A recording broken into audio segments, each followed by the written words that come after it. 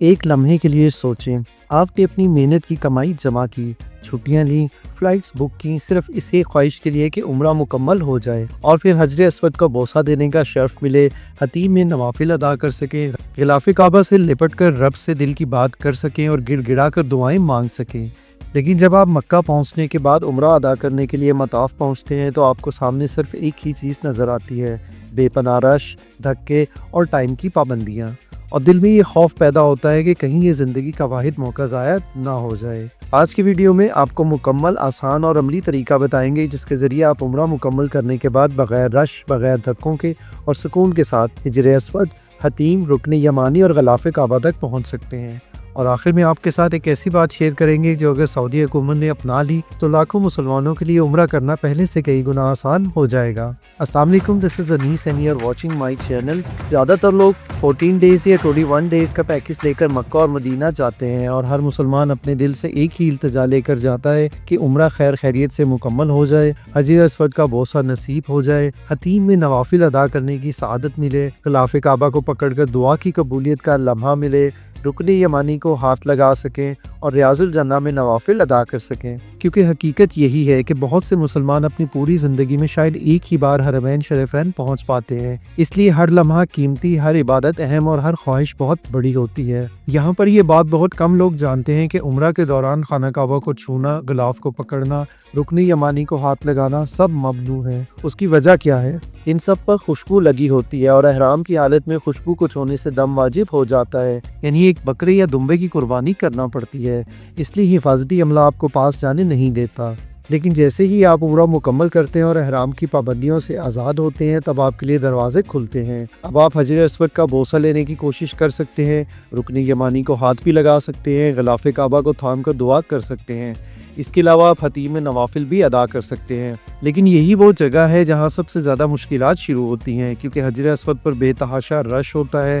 اب دن ہو یا رات رش کم نہیں ہوتا۔ اسی طریقے سے حتیم کے محدود اوقات ہیں، عورتوں کے لیے الگ اوقات اور مردوں کے لیے الگ، جس پہ ہماری آلریڈی ایک ویڈیو موجود ہے جس میں ہم نے ڈیٹیل سے آپ کو بتایا ہے کہ حتیم کی ٹائمنگز کیا ہے اور کس طریقے سے آپ حتیم میں انٹر ہو کے اپنے نوافل ادا کر سکتے ہیں۔ سب سے اہم بات یہ ہے کہ یہاں پر کوئی پرمٹ یا سلاٹ سسٹم نہیں ہے، جس کے باعث لوگ گھنٹوں دھکے کھاتے رہتے ہیں۔ عام لوگ تو وہاں تک پہنچ بھی نہیں پاتے اور جنہیں رسائی مل بھی جائے وہ سکون سے عبادت نہیں کر پاتے۔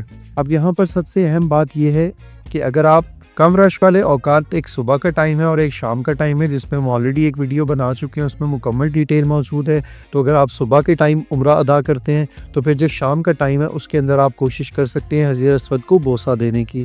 اسی طریقے سے حتیم کی جو ٹائمنگ ہے ان ٹائمنگز کو فالو کر کے آپ وہاں پہ نوافل ادا کر سکتے ہیں۔ مدینہ منورہ میں معاملہ کافی آسان ہے، کیونکہ نسک ایپ پر جا کر آپ ریاض الجنہ کی سلاٹ پہلے ہی بک کر لیتے ہیں۔ زیادہ تر لوگ جیسے ہی ویزا ملتا ہے یہ بکنگ کر لیتے ہیں اور اسی وجہ سے وہاں پر بغیر رش کے نوافل ادا کرنا آسان ہو جاتا ہے۔ ہمارے چینل پر ریاض الجنہ کی سلاٹ بکنگ کا مکمل طریقہ موجود ہے کہ کس طریقے سے آپ نسک ایپ کو انسٹال کر سکتے ہیں اور کس طریقے سے اپنی سلاٹ کی بکنگ کرنے کے بعد پرمٹ حاصل کر سکتے ہیں۔ اب یہاں پر ہماری طرف سے ایک مضبوط تجویز ہے جو سب کچھ بدل سکتی ہے کہ اگر سعودی گورنمنٹ نسک ایپ کے اندر ہی حجر اسود اور حتیم کی بکنگ بھی ریاض الجنہ کی طرح شامل کر دی جائے تو کافی فائدے ہو سکتے ہیں۔ رش خود بخود کنٹرول ہو جائے گا، لوگ صرف اپنے مخصوص وقت پر آرام سے جا سکیں گے، عورتوں کے لیے بہت آسانی ہو جائے گی، دھکے نہیں لگیں گے، عبادت میں سکون اور خشوع پیدا ہوگا۔ ہر عمرہ کرنے والا کم از کم ایک بار حجر اسود تک ضرور پہنچ پائے گا۔ آپ کی کیا رائے ہے؟ کیا سعودی حکومت کو یہ سسٹم شروع کرنا چاہیے؟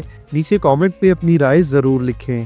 اس کے علاوہ ہمارے چینل پہ عمرہ گائیڈ کے نام سے ایک تازہ ترین پلے لسٹ ہم نے اپڈیٹ کر دی ہے۔ اس کے اندر وہ تمام ویڈیوز بھی شامل کر دی ہیں جو عمرہ پر جانے کے لیے بہت ضروری ہیں، جیسے کہ نسک ایپ کی رجسٹریشن، ریاض الجنہ کا پرمٹ لینا، عمرہ کرنے کے لیے کم رش کے اوقات، حتیم کی ٹائمنگ، اور اسی طریقے سے کون سی سم آپ کو حاصل کرنی ہے اور کہاں سے کرنی ہے، سعودی عرب میں کون سے فراڈ ہیں جن سے آپ کو بچنا ہے، اور اس کے علاوہ بہت سی امپورٹنٹ انفارمیشن ان ویڈیوز میں موجود ہے۔ آپ یہ تمام ویڈیوز دیکھیں۔ اگر آپ عمرے پہ جانے کا ارادہ رکھتے ہیں تو جانے سے پہلے اس کو لازمی دیکھ لیں تاکہ آپ وہاں کوئی غلطی نہ کریں اور آپ کا سفر مکمل آسانی سے گزرے۔ امید ہے کہ آج کی ویڈیو نے آپ کو وہ رہنمائی دی ہوگی جس کی آپ کو تلاش میں تھے، اور اگر آپ کا کوئی سوال ہو یا کسی خاص موضوع پہ آپ کو ویڈیو چاہیے تو نیچے کامنٹ کریں، ہم کوشش کریں گے کہ جلد از جلد آپ کو جواب دیا جائے۔ ویڈیو پسند آئی ہے تو اس کو لائک کریں اور مزید معلوماتی ویڈیوز کے لیے چینل کو سبسکرائب کرنا نہ بھولیے گا۔ اللہ تعالیٰ آپ کا عمرہ آسان فرمائے اور قبول فرمائے اور آپ کی ہر نیک دعا پوری ہو، آمین۔